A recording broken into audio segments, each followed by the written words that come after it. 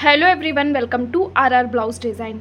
आज की वीडियो में मैं आप सभी के साथ 40 चेस्ट साइज़ में प्रिंसेस कट ब्लाउज़ की कटिंग और स्टिचिंग शेयर करने वाली हूँ।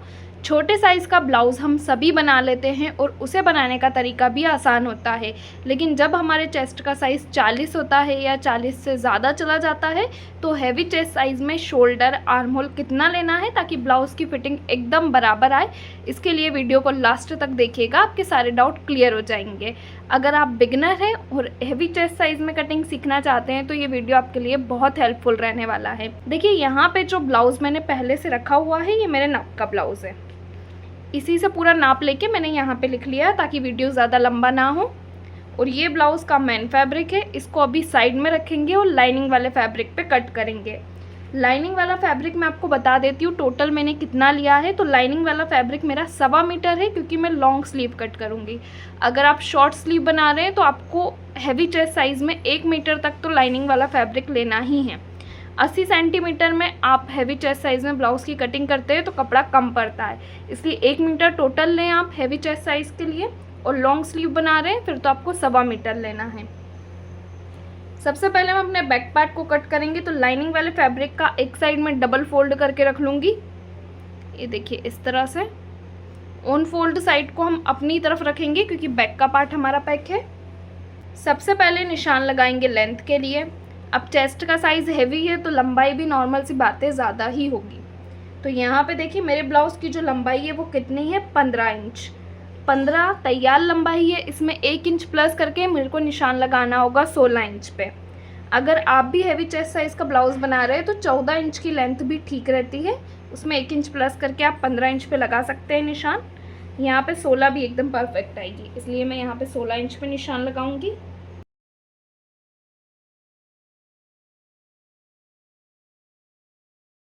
लंबाई का निशान लगाने के बाद दूसरा निशान लगाएंगे फुल शोल्डर का हाफ करके। शोल्डर यहाँ पे 15 इंच के है, 15 को डिवाइड 2 कर लेंगे तो मेरा कितना आएगा, 7.5 इंच।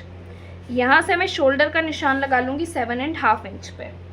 फुल शोल्डर था 15 इंच का, उसका हाफ किया तो कितना आया, 7.5 इंच। फुल शोल्डर का हाफ करके निशान लगाने के बाद हमें निकालने होते हैं हमारे परफेक्ट शोल्डर। तो वो हम कैसे निकाल सकते हैं, उसके लिए आपको पता होना चाहिए कि आपका नेक डीप कितना है। तो यहाँ पे मैं अपना नाप का ब्लाउज़ लूँगी और नाप के ब्लाउज़ में मैं चेक कर लूँगी कि पीछे की तरफ मेरी कितने इंच की पट्टी आ रही है। तो ये मेरी आ रही है 5.25 इंच की। सिलाई का 1 इंच प्लस करके मैं निशान लगाऊंगी 6.25 इंच पे। अब यहाँ से मैं चेक कर लूँगी कि मेरे नेक की लंबाई कितनी आ रही है। तो ये मेरी आ रही है 10 इंच। तो जब भी आपकी गले की लंबाई 9 इंच से लेके 10.75 इंच तक रहेगी, जितना भी आपने फुल शोल्डर का निशान लगाया होगा हाफ करके, उसमें से आपको माइनस करना है 1.6 इंच। ये हर साइज़ के लिए फिक्स रहेगा। तो यहाँ से माइनस कर दूँगी 1.6 इंच। अब यहाँ पे मैं चेक कर लूँगी कि ये शोल्डर मेरा कितने इंच का आ रहा है। तो ये आ रहा है मेरा 5.75 इंच का। इस तरह से आप परफेक्ट शोल्डर निकाल सकते हैं। दूसरा निशान हम लगाएंगे आर्म होल के लिए। तो आर्म होल का फॉर्मूला क्या रहता है, जब भी हम डीप नेक ब्लाउज बनाते हैं, चेस्ट डिवाइडेड बाय 6।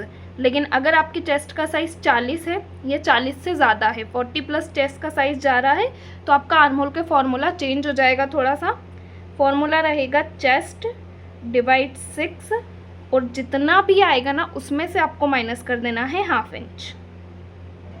तो यहाँ पे मेरा कितना आएगा, 6.1 इंच। कैलकुलेटर से करके आप देख सकते हैं, chest divide 6 minus half inch कितना आया मेरा, 6.1 इंच। तो यहाँ से मैं निशान लगा लूँगी 6.1 इंच पे। शोल्डर निकाला है 5.75 इंच का। आर्म होल से शोल्डर वाली लाइन को मिलाएंगे और चेस्ट लाइन को भी स्ट्रेट करेंगे।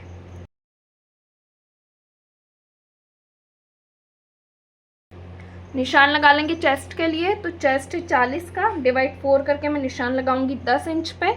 1.5 इंच का सिलाई मार्जिन रखेंगे। वेस्ट का निशान लगा लेंगे। तो वेस्ट है मेरी 34 इंच की, इसको भी डिवाइड 4 करके मैं निशान लगाऊंगी 8.5 इंच पे।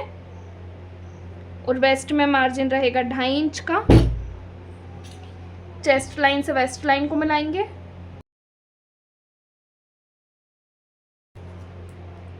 वेस्ट में हमारा डॉट पॉइंट आता है, तो डॉट पॉइंट का निशान मैं लगाऊंगी 4 इंच पे। यहाँ से भी 4 इंच पे। लंबाई के लिए भी निशान लगा लेंगे 4 इंच पे और दोनों तरफ से इसको सिलाई में कवर करेंगे हाफ इंच।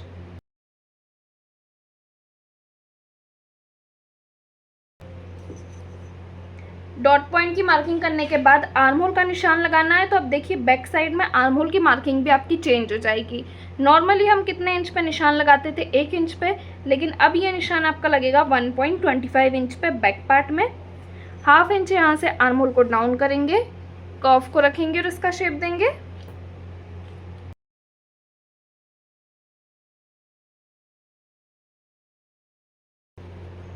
आर्म होल की गोलाई देने के बाद निशान लगा लेंगे गले के लिए। तो यहाँ से गले की विड्थ में रखूँगी 2.5 इंच और यहाँ से रखूँगी 3 इंच। बॉक्स बनाएंगे और गले का शेप देंगे।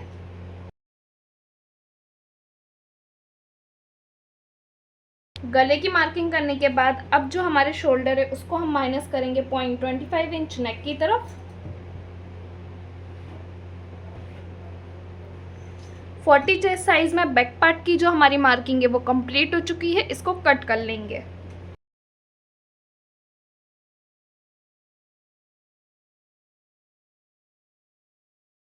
देखिए बैक पार्ट कट चुका है, इसको साइड में रखेंगे और अपने फ्रंट पार्ट को कट करना देख लेंगे।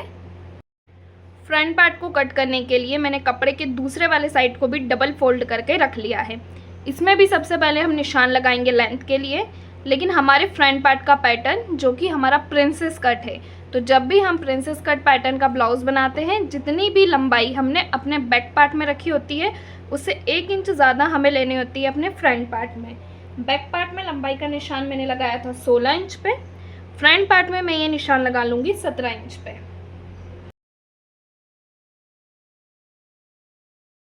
लेंथ का निशान लगाने के बाद दूसरा निशान लगाएंगे हुकाई पट्टी के मार्जिन के लिए, जो हमें ऑन फोल्ड साइड से निकालना होगा।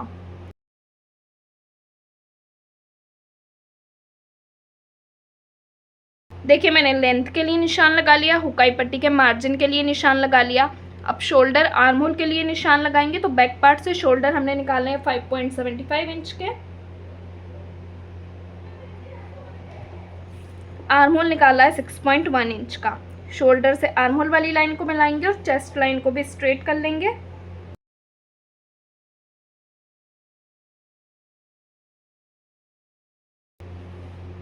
अब निशान लगा लेंगे चेस्ट के लिए। तो फ्रंट पार्ट में जब भी आप चेस्ट का निशान लगाएं 2 इंच की लूजिंग ऐड करते हुए निशान लगाएं। जैसे कि अगर आपके चेस्ट का साइज है 40, तो 40 में मैं प्लस कर दूंगी 2 इंच की लूजिंग।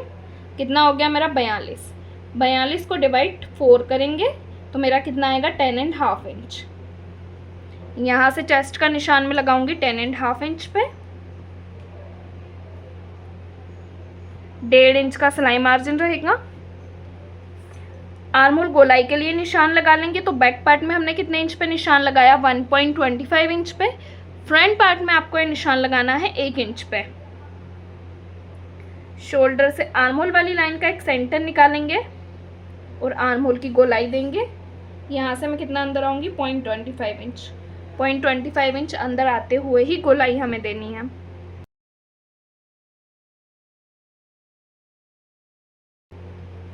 अब जैसे कि हमने बैक पार्ट में आर्म होल को हाफ इंच यहाँ से माइनस किया था, तो फ्रंट पार्ट में आपको वो हाफ इंच माइनस नहीं करना है, क्योंकि फ्रंट पार्ट हमारा प्रिंसेस कट पैटर्न का है। तो जब हम प्रिंसेस कट का शेप देंगे उसमें हम आर्म होल की मार्किंग को यहाँ से हाफ इंच डाउन कर देंगे। पहले हमें अपने प्रिंसेस कट का शेप देना होगा। तो हम गले के लिए निशान लगा लेंगे। गले की विड्थ रखेंगे 2.5 इंच और नेक लंबाई के लिए मैं निशान लगाऊंगी 7 इंच पे। यहाँ से मैं नेक की विड्थ रखूँगी लगभग 3 इंच। बॉक्स बनाएंगे और गले का शेप देंगे।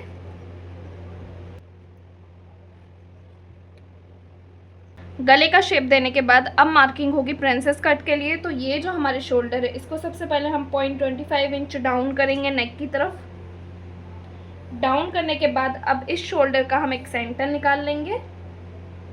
सेंटर से निशान लगाएंगे शोल्डर टू एपेक्स के लिए। तो शोल्डर टू एपेक्स मेरा कितना है 9.5 इंच। सिलाई का हाफ इंच प्लस करके निशान लगाऊंगी मैं यहाँ से 10 इंच पे। अब निशान लगा लेंगे एपेक्स टू एपेक्स के लिए। तो एपेक्स टू एपेक्स मेरा कितना है 7 का सबसे पहले हम हाफ करेंगे तो कितना आएगा 3.5 इंच। सिलाई का मैं इसमें प्लस कर दूंगी 0.25 इंच। तो मेरा कितना हो गया 3.75 इंच। यहाँ से मैं निशान लगाऊंगी 3.75 इंच पे।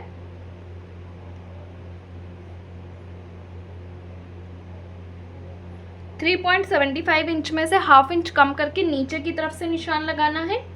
तो यहाँ से मैं निशान लगाऊंगी 3.25 इंच पे। दोनों पॉइंट को मिला लेंगे। डॉट पॉइंट सिलाई में कितना कवर करेंगे, तो यहाँ से डॉट पॉइंट की चौड़ाई में रखूंगी 2 इंच तक। इसको भी क्रॉस में मिलाएंगे एपेक्स पॉइंट से। अब ये डॉट पॉइंट हमारा स्टिचिंग में जाता है, तो इसको माइनस करते हुए वेस्ट के लिए निशान लगाएंगे। तो यहाँ से मैं माइनस कर दूंगी 2 इंच ये डॉट पॉइंट का। वेस्ट है मेरी 8.5 इंच की, तो यहाँ से मैं निशान लगा लूँगी 8.5 इंच पे। 1.5 इंच का सिलाई मार्जिन रहेगा। चेस्ट लाइन से वेस्ट लाइन को मिला लेंगे।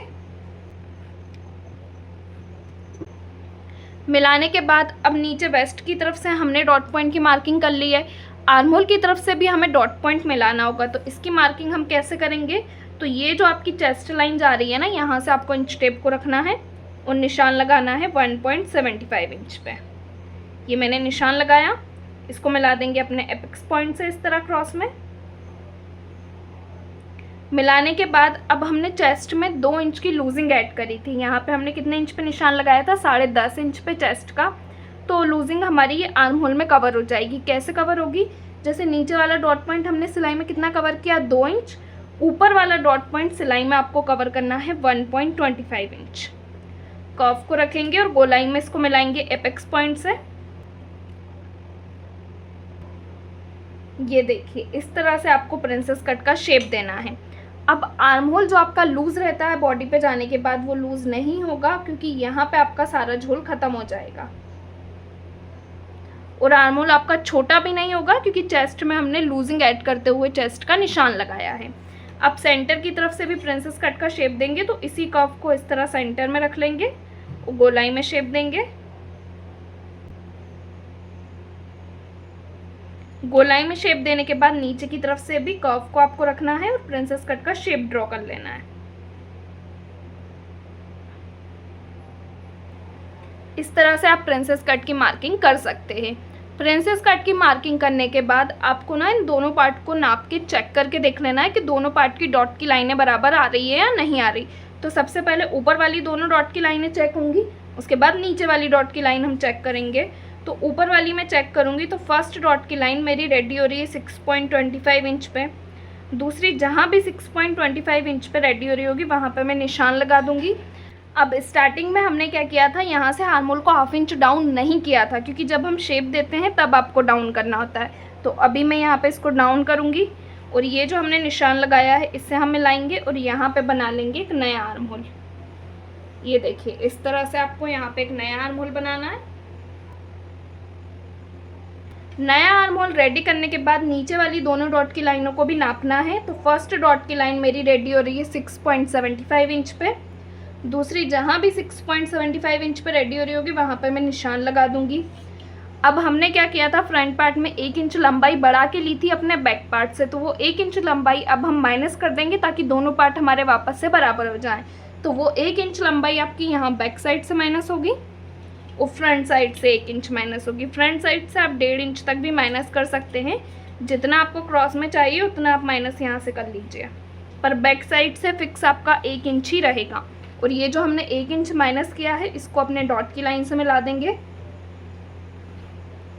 मिलाने के बाद मार्जिन निकालेंगे, क्योंकि सिलाई में हमारा 0.25 इंच कपड़ा जाएगा इस पार्ट का, और इस पार्ट का भी 0.25 इंच कपड़ा जाएगा। तो दोनों का मिला के कितना हो गया टोटल, हाफ इंच जितना मार्जिन हमें बैक साइड से निकालना होगा ताकि हमारा फ्रंट का पार्ट छोटा ना हो।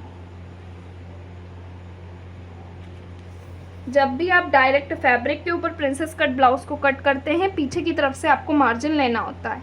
तो ये हमने मार्जिन निकाल लिया। ये हमारे प्रिंसेस कट का मार्जिन रहेगा। मार्जिन निकालने के बाद एक बार आपको फिटिंग वाली लाइनों को नाप के यहाँ पे चेक कर लेना है। दोनों पार्ट के आर्म होल के ऊपर जमा लेना है, दोनों पार्ट को ये आर्म होल वाली लाइन के ऊपर। और यहाँ पे देखिए मैंने अपना बैक पार्ट जमा लिया है। दोनों पार्ट की जो फिटिंग वाली लाइन है वो मेरी एकदम बराबर आ रही है। अब देखिए यहाँ पे फ्रंट पार्ट की मार्किंग हमारी कंप्लीट हो चुकी है, इसको कट कर लेंगे।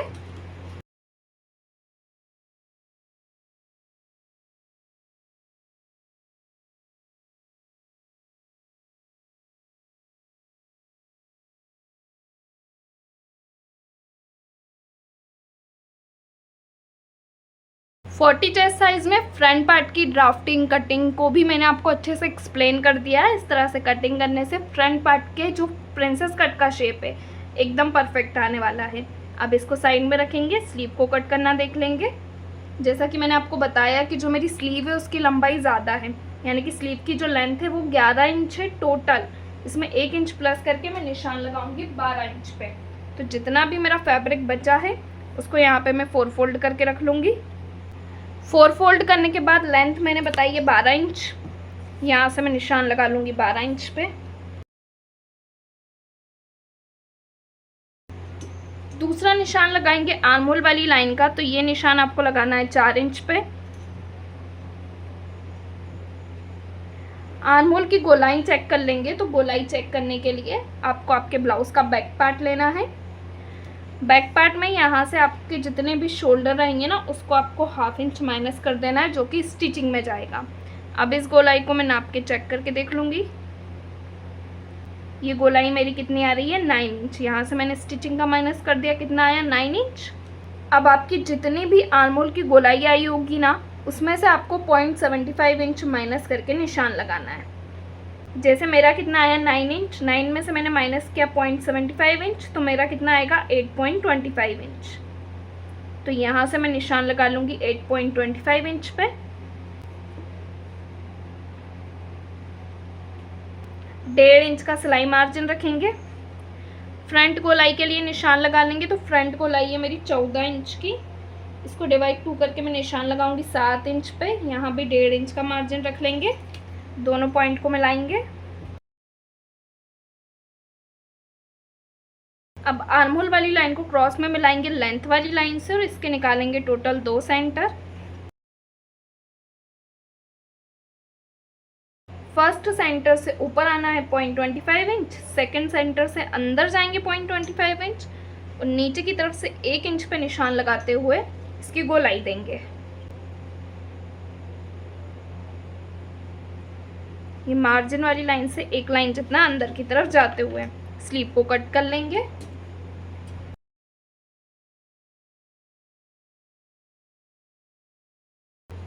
कट करने के बाद स्लीव के सेंटर पे कट लगाएंगे, इसको ओपन करेंगे। ओपन करने के बाद ये जो हमने सेंटर निकाला है ना इससे अब ऊपर जाएंगे ½ इंच, और ये जो फर्स्ट सेंटर निकाला था इससे अंदर आएंगे 0.25 इंच, और वापस से इसकी गोलाई देंगे। गोलाई देते हुए इसको कट कर लेंगे।